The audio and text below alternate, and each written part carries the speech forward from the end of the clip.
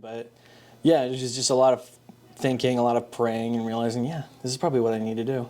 My MOS right now is sort of a placeholder in a sense. So in my sophomore year of high school, I decided I wanted to pursue ministry. Again, I thought about it, I prayed about it, and I was like, yeah, I could probably be a chaplain for the National Guard, and that's probably what I'm called to be doing right now. So the longer I stay away from family, the more homesick I'm gonna get, I'm sure. But it comes with the job. Yeah, no. As much as it's not too late, it's also not too early. Yeah, as long as you're 100% committed to it, then it's not too early and it's not too late.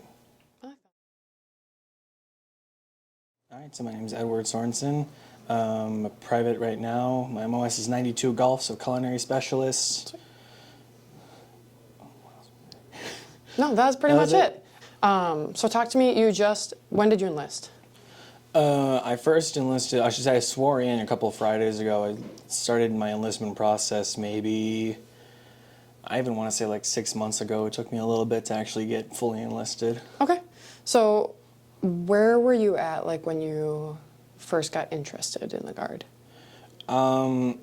It was my senior year of high school. We had Sergeant Radke come in to talk to my class about like what joining the National Guard looks like. He had a full presentation, like the benefits and all that. And I walked up to him afterwards. I was like, by the way, my brother's in the National Guard too. So my brother was really what piqued my interest, but that class that he did was sort of like, yeah, let's get this started. Yeah. So your brother was in, but maybe you didn't kind of realize what it all could do for you until that presentation? That sounds about right, yeah. Okay. So then you're not in high school now? No, I just graduated. Okay.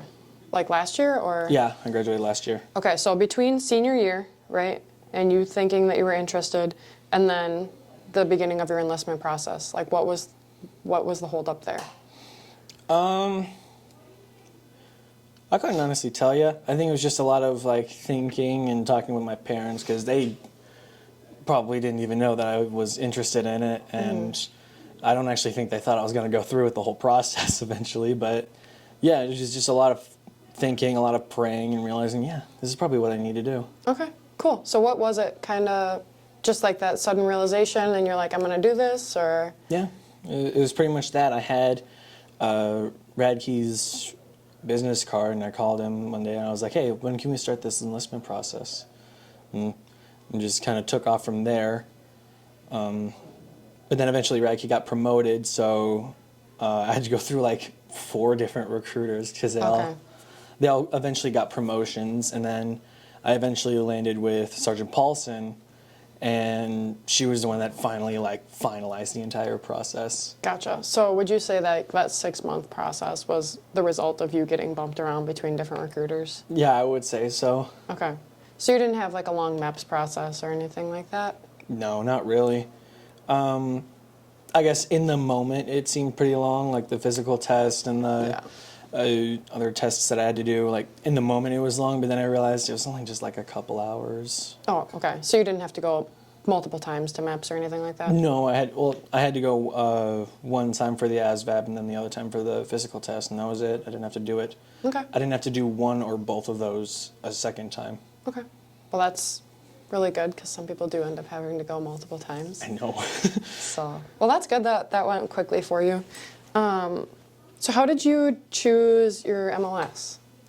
My MOS right now is sort of a placeholder in a sense, because eventually I'm looking for a job.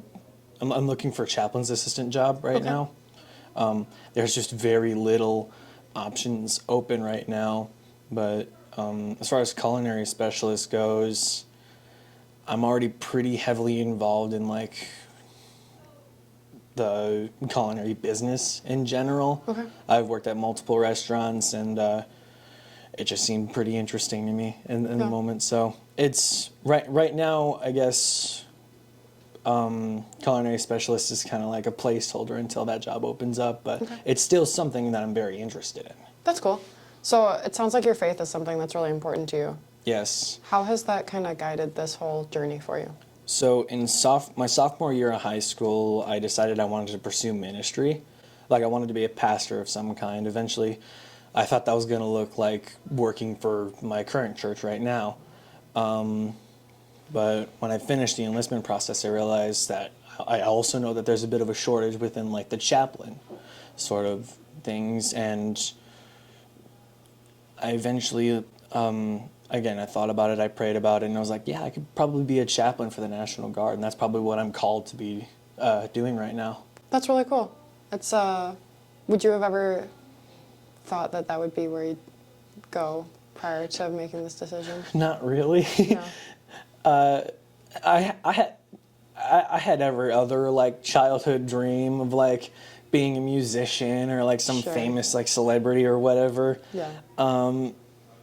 That's all pretty much behind me now, and I just realized it's more important about spreading the word, and especially through the military, I know that there's a bit of a lack in it, and I also know that the chaplain job is not just being a pastor, but it's also like helping the fellow soldiers, and not necessarily being a quote-unquote therapist, but being a supporter Right. for them as well. Yeah. So. No, definitely.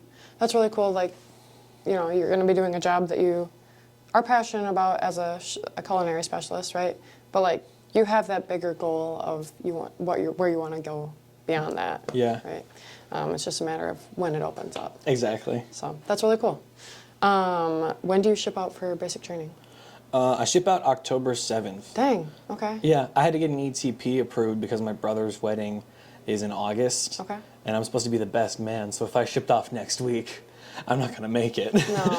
No, that would be hard, yeah. So you're going to be going to a lot of RSP drills. Yeah. This is your first one? Yes. Okay. And you went to water survival yesterday? Yeah. How'd that go? It was actually a lot easier than I expected. I'm already a pretty good swimmer in general. There was still that level of difficulty, of course, but I wouldn't consider it unbearable. I wouldn't consider it too hard. Yeah. It was essentially a lot of jumping in and either taking off or putting on a vest, making a floaty out of your trousers, or swimming with a rifle in your hand and trying to keep it out of the water. Nice. It was fun. It was a lot of fun, actually, but I wouldn't consider it too difficult. Yeah. No, that's cool. I mean, I'm sure if someone's not really good at swimming, it's probably hard. So being a good swimmer is probably a little advantage. It definitely had its bonuses. Nice. Cool. Well, you'll get lots of good training in with the RSP drills I'm sure prior of to it. going to basic training. Yeah. I had a couple before I went, and it felt like it set me ahead a lot. So Yeah. you're in a good place with that. As you kind of prepare, you know, on this journey to get ready to go to basic training, what are some things that you are kind of looking forward to, or things that you want to focus on, or like things that are on your priority list? As of right now, in this very moment, what's my priority right now is getting in a better shape. Okay. Everyone's made it clear to me I'm a little bit overweight as far as the standards go. So when I do ship off for basic, the first thing I'm going to do is the fitness camp, the arms program. So I'll spend a little time there actually getting in shape, eating healthier, all that, which eventually is going to lead me, of course, to bring that into my everyday life, which I'm also pretty excited about because in general I need a better diet in the first place. Sure. And you're working on that before you ship out? Yeah, of course I Okay. am. I'm constantly working on that just to make sure, because the less time I spend in fitness camp, the more time I have to get done with basic and with AIT. Because the longer I stay away from family, the more homesick I'm gonna get, I'm sure. But it comes with the job. Yeah, no, for So- sure. Okay. No, that's really good that you're kind of getting a jump start on that, and then, you know, you'll have a lot of time to work on it. So, Yes. between now and October, Yeah, right, you could make a lot of progress in that amount of time. for sure. So that's really cool. Okay, so one last thing that we like to do, if you were talking to someone that was in a very similar situation to you before you raised your right hand, like life situation, what kind of advice would you give them? I would, as much as it's not too late, it's also not too early. If there's someone like me who is a little bit overweight and still trying to get involved in the National Guard or the Army or whatever, it's not too early, I guess, is the more pressing advice that I would give, because a lot of people would think, oh, I'm too heavy, it's not going to work out, they're going to disqualify me and they're not going to allow me in. I'm right here. So essentially, if I can do it. Sure. Yeah, but like that. I would say pretty much that, yeah. Yeah, don't hold off, just at least try. Yeah, as long as you're 100% committed to it, then it's not too early and it's not too late. I like that. Cool. Well, thank you so much. I appreciate you taking some time out of your drill weekend to chat with me. Of course. No, you did a really good job. All right, cool. Sure.